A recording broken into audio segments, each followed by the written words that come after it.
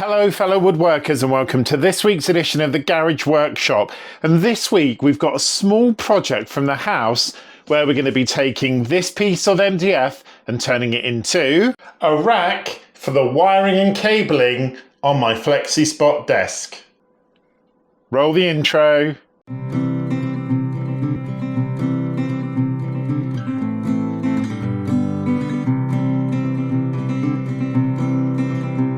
So fellow woodworkers, inside my house I have a Flexispot desk which goes up and down, electronically controlled one. It's a fantastic desk. This video is not sponsored by Flexispot or anything like that, but the problem that I have is I have nowhere to sort of store the cables or anything like that. On the more expensive desk from Flexispot you get options like that built in, but my desk is very much entry level, so there's nothing like it on there. So what I want to do is see if I can create some sort of cradle or some sort of holders for all the cables that I can attach to the underside of the desk. So I've got it all marked out on a piece of paper, and it's a very odd shape, odd design, because it's got a sort of built-in drawer, and there are very strong fixing points on the desk, which means the space is very limited. So in this week's video, I'm going to take this piece of MDF. It's a thin piece of MDF, I think 6mm MDF, and I'm going to see if I can construct just a little a sort of a step or a drawer that I can put all of my cables in. Now, I'm going to be using my Bosch drill quite a bit in this video, and I'll put a link to my recent review of the Bosch, because what I want to do is cut some holes out, one to help the airflow, and two to try and reduce the weight. And I also need to be very careful how I fix it, because I don't want to put a lot of fixings onto the desk and risk damaging it in case I want to sell it one day. So I think I'm going to go for a sort of bracketing strategy, but I'm going to go very, very minimalist. So that means I've got to keep the weight down as much as possible. Now, I'm going to have a look through my MDF pile. I think I'm going to probably use either 9mm or 12mm MDF for the rest of this structure. But the first thing to do now is take this piece of wood and draw out the funny shape I've got to put on it. So let's do that now. So the first thing I did was just level out this piece of wood to make sure that I had a nice clear edge. I already had a factory edge down one side of this piece of wood, which made life a lot easier. And then I just really spent a lot of time marking up and measuring to make sure I got the shape right. As I mentioned, it's really, really tight under the desk, and it's in a sort of funny shape where the pinch point is where the monitor goes. So I really took my time. I laid out all the lines. I checked and double checked and triple checked all of the measurements to make sure that they were all in exactly the right place and exactly where they should be, which thankfully they were. And when I was happy with it, I could then start the process of cutting the shape out. And I took my time and did this in a very methodic way. I started on the miter saw, which you'll see in a minute, and then I remembered a little tool I've got, which I don't know if it's been on the Garage Workshop before. If it has, it hasn't been there for a long time, and actually that tool proved to be really, really useful. So once I've got all the measurements done, I just ran the piece of MDF through the table saw just to get it down to the right width, and really, really tight for width. It's actually 15 centimetres wide. The space that I've got to work with because of the draw and because of the pinch point where the monitor goes. So when I've done that and I was happy with it, as I said, I got onto the miter saw and started just taking back as many of those bits as I could, and then obviously went to the pull saw to just tidy them up and finish them off. And again, I was just taking my time and being as precise as I can, because this obviously is going to be underneath and I want it to look good, but all of the supports and everything that are going to go on later all have to match and be in exactly the right places, which is why doing this cutting was so important. So you can see me here using the pull saw to tidy it up. This is a Parkside pull saw. It's the bigger double-sided one, and it was actually recently in their middle of Lidl. It's well worth picking up if you get a chance to get one, because they're really good for the money.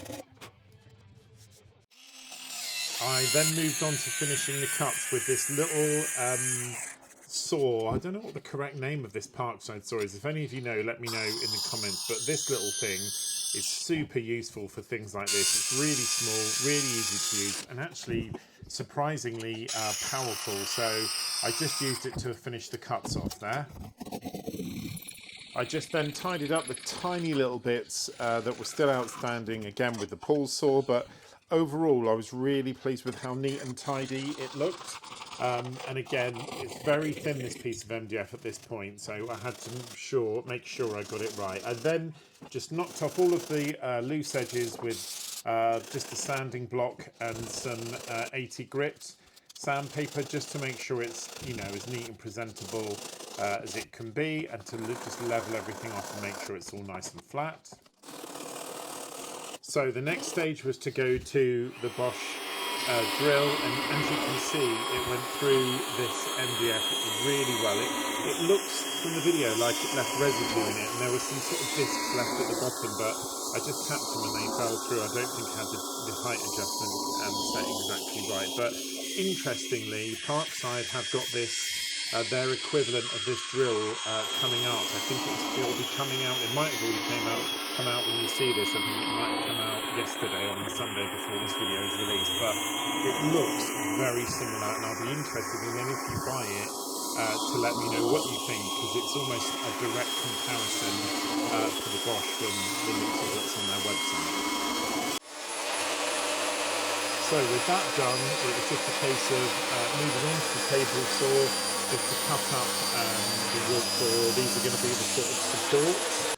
And with that done, I just marked out all of the places where I'm going to fix the supports. And obviously using MDF, I pre-drilled absolutely every hole, which sort of worked, but I did get a couple of splits, but not as many as I was expecting. So it was just a case of very carefully just going through and pre-drilling all of these holes for the screws to sink in. You're never going to see it. It's going to be underneath a desk, but that doesn't mean it shouldn't be done properly. So I did take my time to make sure that I got this as neat as humanly possible, and obviously making sure that I'd pre-drilled everything to cut down on the splits as much as I could. The next stage was just to knock back everything with the sander to get everything nice and flat, make sure there weren't any tear outs, and luckily all came together and it was really nice and neat. And then I just began the process of attaching the supports with some screws in the pre-drilled holes that you saw me do a minute ago. So my approach to doing this bit, or putting these struts in, was I did the first hole, and rather than pre-drilling all three holes, I did the first hole, got it in exactly the position I wanted it to be in, and then I just literally screwed it in so it was attached, and then I just drilled and screwed all of the supports in from that point. Again, it was a really, really important part of this project that I got this as neat and as straight as possible, and also get these supports in as much as possible. And they're not going to be holding any amount of weight, really. I think there's going to be one extension lead and two sort of fairly lightweight power packs, and just some cables that are going to go in it. So they haven't got to be like structurally very strong, but they do have to stay rigid and stop the actual support from bowing. So I did think a lot about the placement of where these individual struts went. So the next stage was just to attach these brackets. I'm going to give a shout out here to Parkside. I brought a mixed packet of these little right angled brackets quite a while ago now, and they are absolutely incredible. They're really good and very versatile. I've used them on tons of projects. So if they come up again, just a little bit of a shout out for them, well worth it. And then the last thing, which was the thing I was dreading the most, which actually turned out not to be as much of an issue, was actually just fixing the whole thing. I used really small screws for this. I think the screws I used were like 9mm or maybe 10mm, but they were very small and they just sank into the wood nice and easily. So, fellow woodworkers, we've come to the end of this week's build. First time I've ever done an outro to a video on my woodworking channel sat under a desk. But as you can see, the unit's on, it's really sturdy. Everything is now all cabled and wired up in there, and it works absolutely perfectly. I didn't have any issues fixing it, which I thought I would do. I just used the extended arm on my screwdriver and it reached right in. I've just got a couple of little brackets on either of these pieces, one on either end and one on either of those sides. So it works absolutely perfectly. It fits everything on there. So now I'm just left with one cable, the white extension cable, which I need to have anyway for when the desk goes up and down. Super happy with this project and how it turned out. Let me know in the comments what you think. Have you had a similar issue? Have you done something similar to this? Let me know. If it's your first time at the Garage Workshop, please can I ask you to subscribe, like, comment, hit the notification bell. If you're a regular viewer, let me know what you think and don't forget to like and comment. And just a little reminder that my competition for the Evolution tool giveaway finishes next week on Monday. So if you haven't entered, watch last week's video. I'll put a link in the description so you can see what you need to do in order to enter. Have a fantastic week and I'll see you on next week's edition of the Garage Workshop. Take care, fellow woodworkers.